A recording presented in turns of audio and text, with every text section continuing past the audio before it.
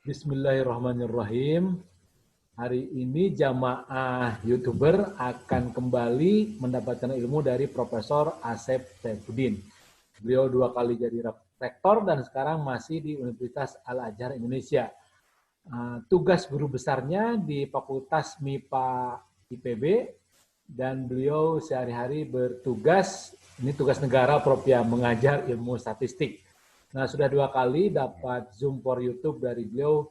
Rasanya tidak lengkap kalau kita tidak mengenal apa itu ilmu statistik, apa manfaatnya, apakah di Indonesia ilmu statistik ini sudah digunakan sehari-hari untuk kebijakan-kebijakan bernegara misalnya. Kemudian apakah ilmu statistik ini sudah dipakai nggak oleh orang tua kita berupa budaya-budaya begitu. Misalnya untuk ilmu kelautan. Dan mungkin nanti Profesor saya mohonkan apakah di Indonesia statistik ini sekali lagi berupa budaya ada enggak begitu. Nah, konon katanya Prof bahkan kita berjanji katanya, maaf bukan kita berjanji, kitab saya lupa namanya itu, ada sebuah kitab yang itu diambil dari ilmu-ilmu mujarobat Prof. Katanya mujarobat itu pendekatannya pendekatan statistik gitu. Jadi maksud saya apakah budaya berstatistik itu ada di Indonesia apa enggak? Misalnya bisa saja di pesantren dan lain sebagainya. Nah, apa kegunaan statistik? Saya kira nanti dijelaskan oleh Profesor Asep. Barangkali pengantar yang ala kadarnya demikian, Prof. Saya mohonkan Ya, sekali lagi Profesor menjelaskan kegunaan ilmu statistik dalam kehidupan sehari-hari sampai kepada kehidupan bernegara. Mohon pendalaman, oke. Prof. Oh ya, oke. Terima kasih. Assalamualaikum warahmatullahi wabarakatuh. Assalamualaikum. Tentunya kita tetap harus bersyukur kepada Allah Subhanahu wa Ta'ala masih diberikan kesehatan dan semoga kita tetap diberi kesehatan dan Amin. juga para penonton YouTube ini juga mendapat kesehatan yang sangat diperlukan untuk kehidupan kita sehari-hari. Itu yang sangat berharga. Nah, kalau bicara soal statistik itu kalau statistik tanpa A itu sebenarnya artinya data kan gitu. Kalau statistika itu ilmunya gitu. Nah, kalau dikaitkan dengan kehidupan nanti ke dalam negara pun sebenarnya data itu dengan statistika itu akan menjadi informasi ya.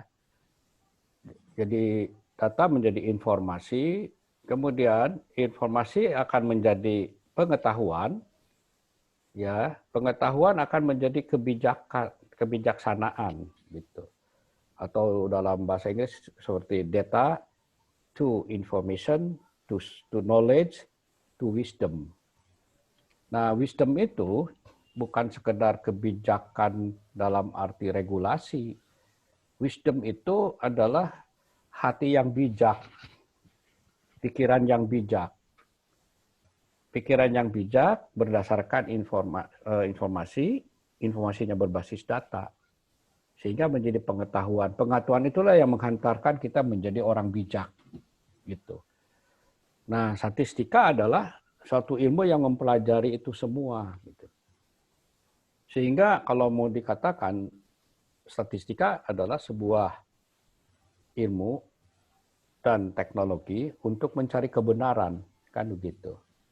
Memang semua ilmu itu untuk mencari kebenaran, tetapi statistika sangat signifikan karena dia berbasis pada data. Jadi bagaimana kita menyimpulkan gitu. Sehingga ada istilah sekarang itu misalnya evidence based policy, suatu kebijakan berbasis pada evidence, pada suatu bukti. Gitu. Tidak berdasarkan opini saja, tapi bukti. Ya, evidence based policy atau evidence based decision, suatu desisi berbasis pada evidence. Nah, evidence itu dari mana? Dari data.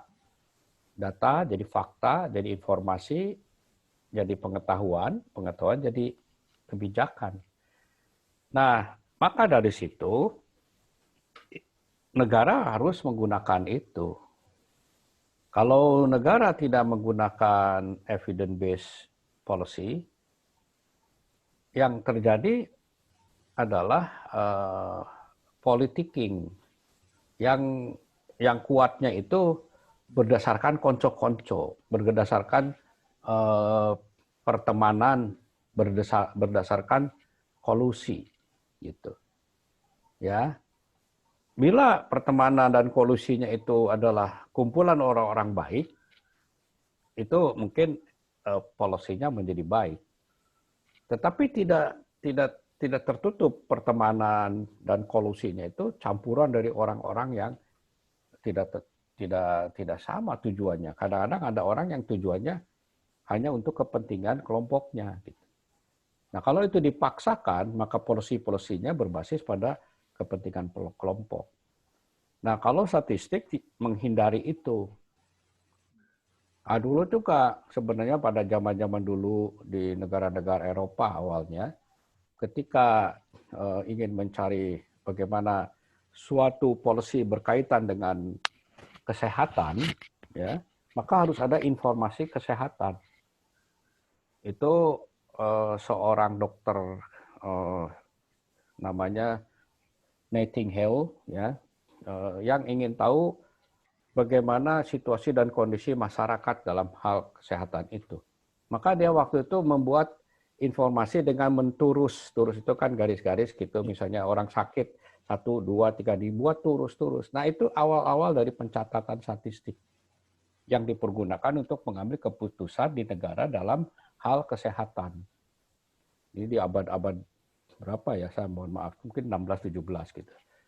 Tapi setelah itu memang menjadi lebih advance lagi metodologinya, nggak hanya turus, tetapi esensinya adalah untuk mencari suatu keputusan atau kebijakan yang basisnya pada informasi dari lapangan. Nah, dikaitkan dengan kultur data, ya, di negara-negara yang penghormatan terhadap data itu tinggi, maka kultur statistiknya tinggi. Kalau saya kaitkan dengan kata statistik itu state itu kan juga ada kaitannya dengan negara. Jadi state negara, statistik data, jadi ada kaitan-kaitannya dan keadaan juga ya, state atau apa status gitu kan juga keadaan. Jadi itu kata-kata itu saling berkaitan. Sehingga kalau state, status, kemudian statistik, itu adalah suatu kaitannya bagaimana keadaan status kita saat ini untuk ke depan yang lebih baik untuk negara itu. Gitu. Di sekitar itu statistik dulu itu.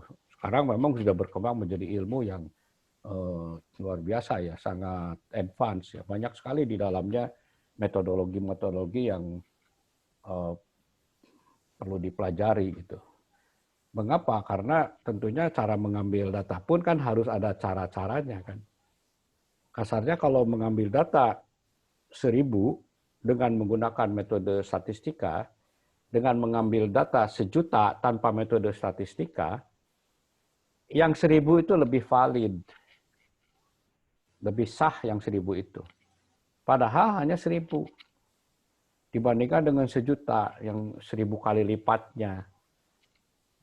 Jadi metodologi itu pertama bisa mengurangi biaya tentunya. Ya, kalau 1000 dengan 1.000.000 tentunya biayanya juga melipat 1000 kali kan. Tapi dengan metodologi, informasi yang didapat dari 1000 data itu akan lebih akurat, lebih bermakna daripada 1.000.000 informasi yang didapat dengan asal-asalan ngambil gitu. Ya, itu. Ya, sehingga metodenya berkembang.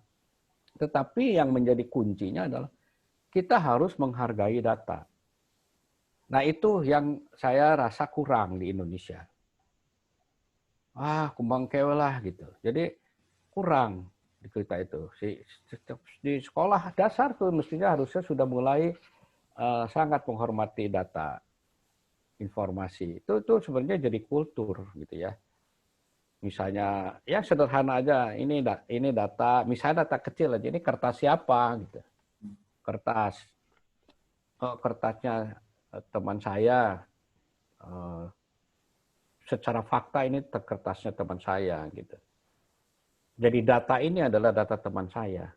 Berhak nggak diambil Tidak. tanpa memberitahu kepada teman saya itu? Tidak boleh kan. Ya kalau misalnya kertas ini ada di bawah, ini punya teman saya, misalnya Kang Anton, eta kertas dihandapnya dikaluhurkeun. Mindahkan data itu informasi menjadi yang lebih baik tempatnya gitu. Tapi kalau langsung ambil sama kita terus Pak Anton nyari-nyari, ya itu tidak menghormati keadaan. Itu statistik sebenarnya.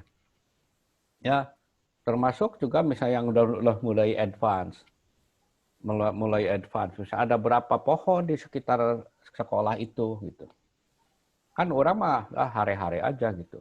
Tapi kalau udah mulai advance mengenai tentang data, di sekolah kita ini ada 10 pohon. Misalnya ada 10 pohon lah ya. Kemudian nanti kan bisa dibahas sama guru dengan halaman sekian ini 10 pohon tuh cukup nggak gitu. Nah, sehingga itu udah mulai proses untuk menarik kesimpulan. Cukup nggak itu untuk melindungi kita bermain dari panasnya matahari gitu. Pohon 10 itu cukup nggak? Ada anak-anak berbicara kan, cukup Pak begini. Ada yang bilang enggak Pak, kurang Pak, sebelah sini masih kosong. Nah, itu kan mulai proses mencari pengetahuan. Ya, nggak terlalu berat sebenarnya, tapi kultur terhadap data itu menjadi biasa semenjak SD. Nah, kalau sudah di SMP udah advance